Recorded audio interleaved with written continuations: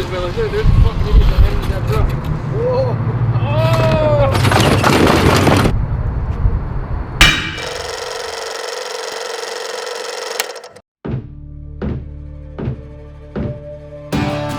Usually the stories like this are all, oh yeah, hot rodding runs in my blood. It wasn't like that for me. Yeah.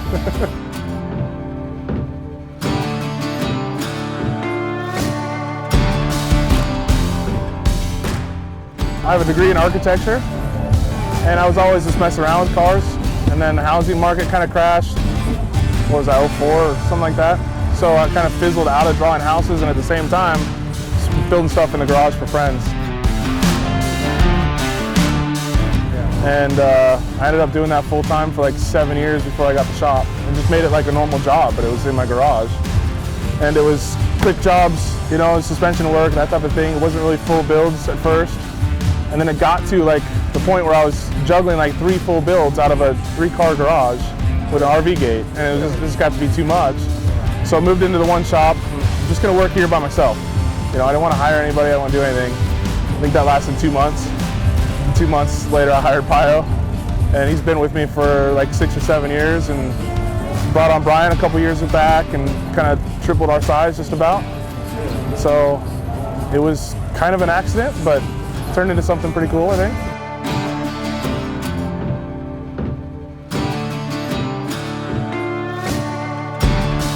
No, I always wanted to be an architect. My dad worked for IBM. He was a software guy back before software guys were a thing.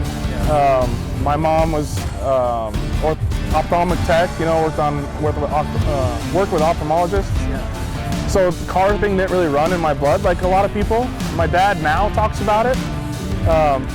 But like growing up, it wasn't like, yeah, you got to get into this, you got to do this. It was never a push. But I mean, I was reading magazines and stuff when I was 15, you know, checking out mini trucking and trucking, that type of stuff. And so I just kind of got interested in it on my own. And I guess turned it into what I do now.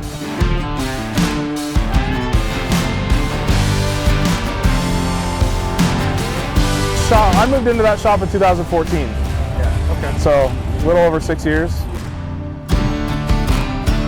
I was doing a lot of hydraulics. Okay. And but like not lowrider type hydraulics. I was doing hydraulics in like a Mercedes, you know, or the Dodge when the Magnums first came out. They were super popular. I mean, I probably juiced 20 or 30 of those cars. Yeah. And so those I got it down to where I could knock out a car a week. You know, and so I was doing a car a week in my garage, just knocking out suspension.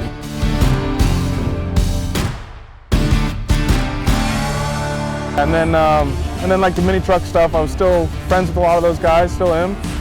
But it was like, hey, why don't we do this to my mini truck? So then the trucks obviously would take a lot longer. The cars are instant satisfaction. You can throw a set of cylinders in it, mount the pumps and the batteries, and you're done in, you know, less than a week. But the trucks, you're notching, you're, you know, making new control arms, you're doing all kinds of stuff. I think I've had two mini trucks on the covers of different magazines. One was Street Trucks. It was actually the last mini truck they've ever put on the cover.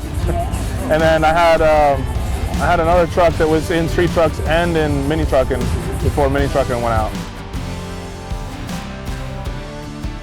We've got more square footage now, so we can kind of take in stuff that we normally wouldn't have. I would say on a full build right now, we probably aren't taking anything in 21.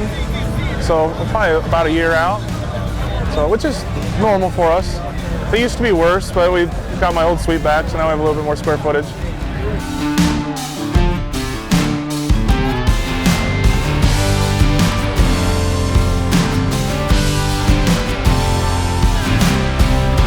We don't advertise, we don't do anything like that, so it's all repeat and referral business, so we gotta be doing something right.